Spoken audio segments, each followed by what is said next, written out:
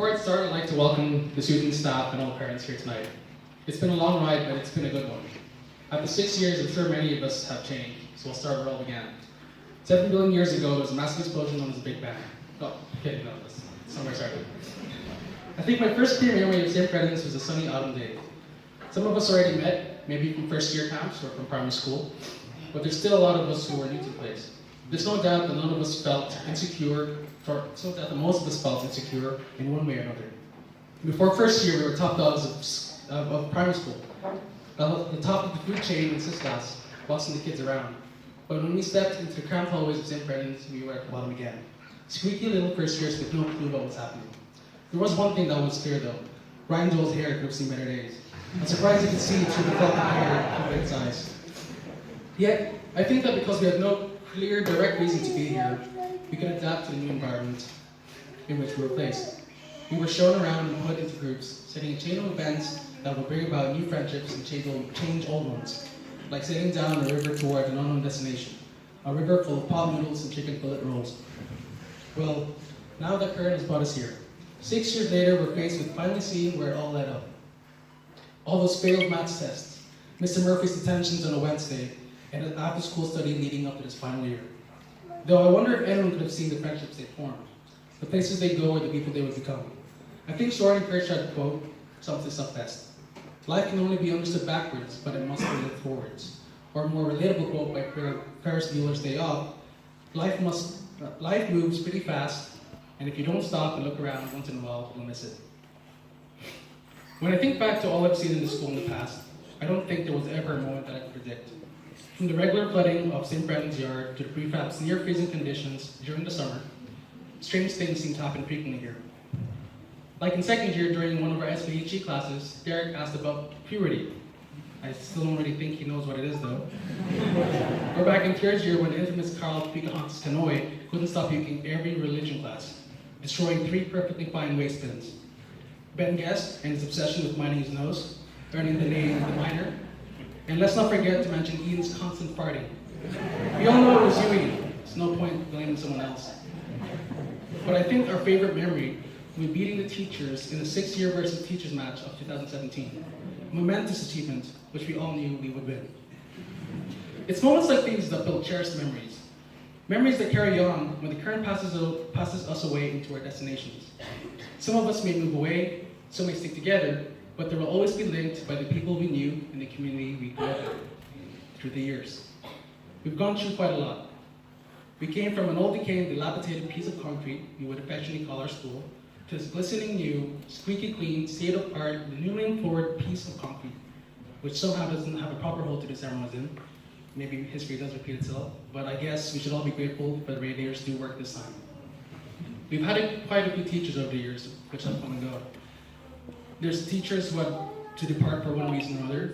For example, the amazing Miss Lynn, who would deliver a killer French breakfast, and Miss Russell Klein, the year head, who had made what is usually a new and frightening transition into secondary school feel natural. Among others, we also had John Murphy, a man who accompanied us on many TY trips. And of course, there's teachers that have been with us every step of the way. Every now and then, the corridors are filled with Mr. MacDonald playing the Smiths or the Police, reminding me of many of the classes some of us shared in English, taking notes or watching films that eventually, although we didn't realize, shaped their abilities to analyze and write. Mr. Bergen has somehow managed to survive 6 years with us all, and most importantly, survived 2 matches on the gladiator pit with Ryan Corcoran.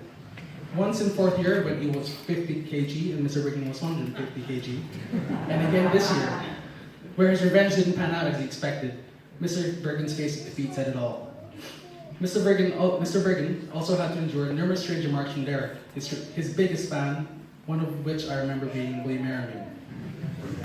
I think most of us can agree that Mr. O'Brien's tenacity had not... I think most of us can agree that if Mr. O'Brien's tenacity had not forced us to go and participate in social outreach and work experience, we would have spent the year hanging around and probably learned nothing.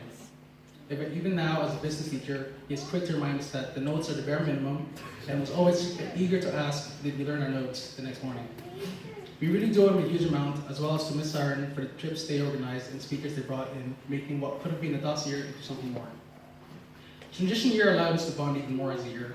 and experience not just from within this building, but at exotic, faraway locations, places as far as Bray Beach, Hove, and Little Sugarloaf. I still recall the epic battle of us versus the wind as we attempted to scale the 340-meter monster as it loomed over us like a terrifying snow cone. While we may have had many adventures, our greatest must have been when we traveled around the world in 80 days to see the adventures of Phileas Fogg and Assistant Aspirateur. Along the way, a poor French accent was used, several racist impersonations were made, and love bloomed between an Englishman and a very masculine, maybe too eager, Indian princess. Fifth and sixth year was a new chapter in our lives, new subjects and new school to enter. Sadly, CSP is no longer taught to us, a subject that many of you will agree is very important, very. And of course, there was also one trip that we did up the hills where Adam Burke shot Mr. King in the rear with a paintball. His screams of which pierced all of our ears. We have many memories in Mr. Haggis' class, from his betting obsession with Ian to his legendary status of being the 39th richest investor in Ireland, though we still have to get solid proof for that. But we'll take your word on it, sir. The wise Mr. Kenny taught us a valuable life lesson too, that deep inside of us all, in our hearts and minds, we're all just big babies. But with all speeches, fair need must be used. Every community is built by the people who exist inside of it. Each and every one of us is a brick. Together we form a wall of camaraderie. I think this is best shown by the unity we can create when one of us is threatened, upset, or lost. It is only fitting we take a moment to reflect.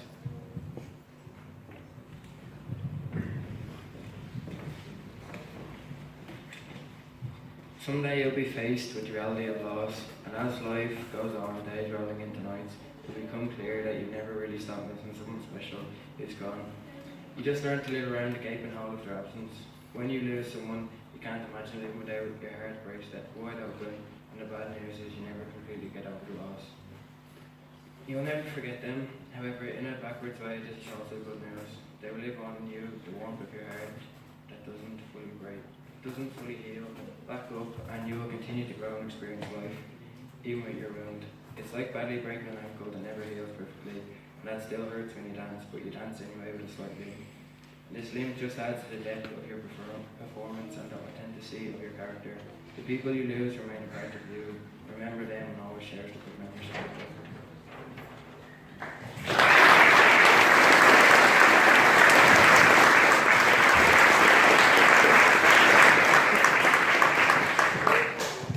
Life can only be understood backwards, but must be lived forwards.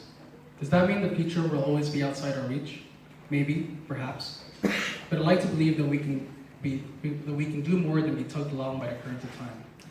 The famous closing lines from Invictus seem to ring true in my heart, because I believe that they are true. As the current closes out to sea, we may go our separate ways, but as William Henley boldly wrote in 1888, "It matters not how straight the gate, how charged with punishments the scroll. I am the master of my fate. I am the captain of my soul."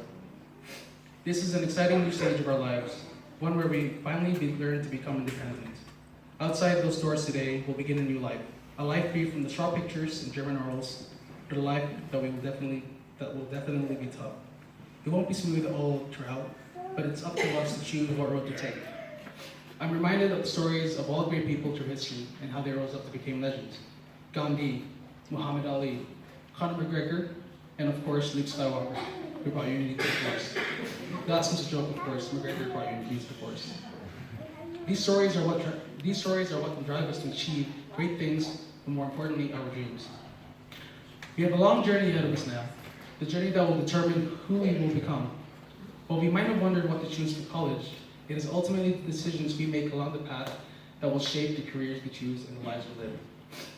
Not everything can be decided through exams or interviews. Some of our most important promises are the ones we make to ourselves. Robert Frost might have summed it up best in his poem, "The Road Not Taken," in which he says, two roads diverge in the wood, two roads diverge in the wood, and I took the one less traveled by, and that has made all the difference. Thank you for listening.